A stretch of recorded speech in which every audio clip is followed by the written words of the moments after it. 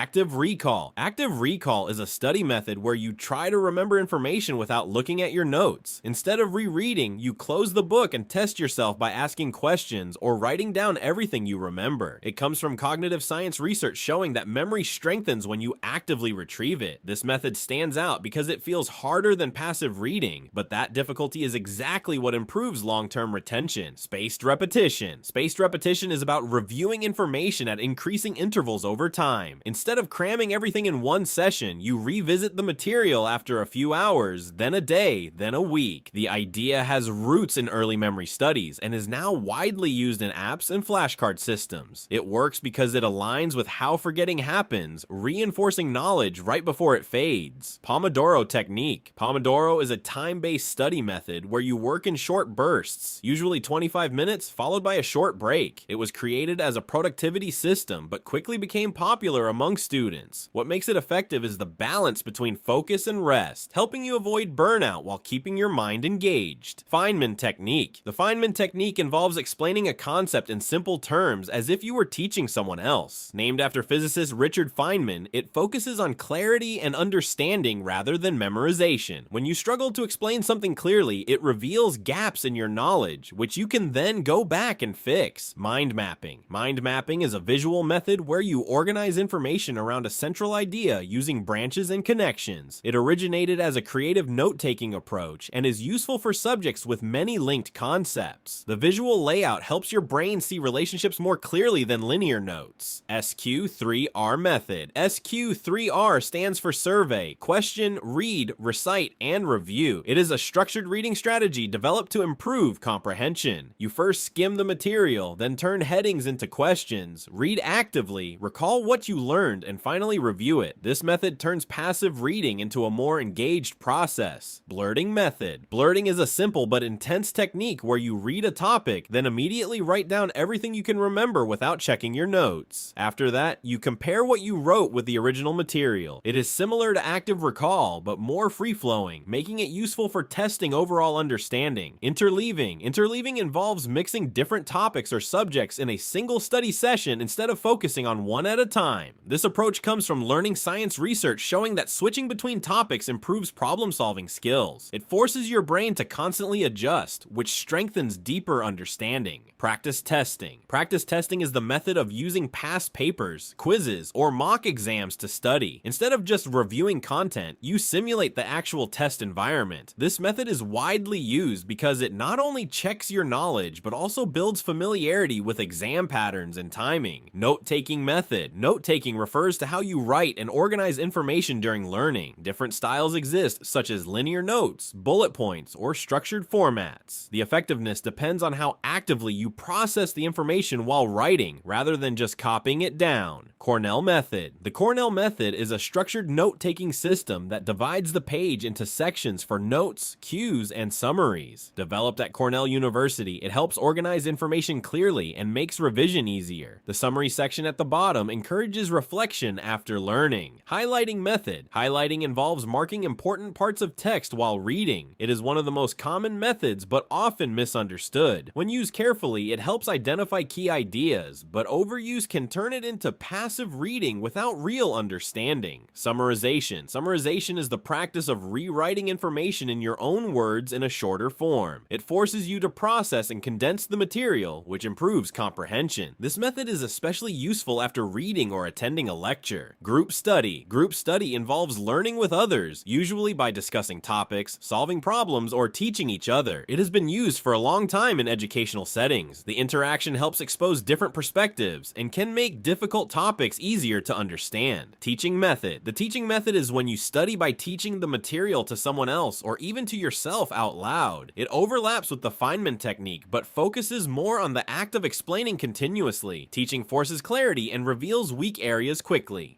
Flashcards. Flashcards are small cards with questions on one side and answers on the other. They are commonly used with spaced repetition systems. This method is effective for memorizing definitions, formulas, and key facts through repeated testing. Audio learning. Audio learning involves listening to recorded lectures, podcasts, or your own notes. It is useful for people who absorb information better through hearing. This method allows studying while doing other tasks, though it works best when combined with active techniques. Visual learning. Visual learning uses diagrams, charts, videos, and images to understand information. It is especially helpful for complex processes or systems. The visual format makes abstract ideas easier to grasp and remember. Practice-based learning. Practice-based learning focuses on doing rather than just reading or listening. It is common in subjects like math, coding, or science, where solving problems is essential. Repetition through practice builds both speed and confidence. Cramming. Cramming is the method of studying a large amount of information in a short time, usually right before an exam. It is widely used but not very effective for long-term retention. While it may help with short-term recall, the information is often forgotten quickly. Self-explanation. Self-explanation involves talking yourself through a concept step by step while learning. Instead of just reading, you pause and explain why things work the way they do. This method strengthens understanding by making your thinking more active and deliberate.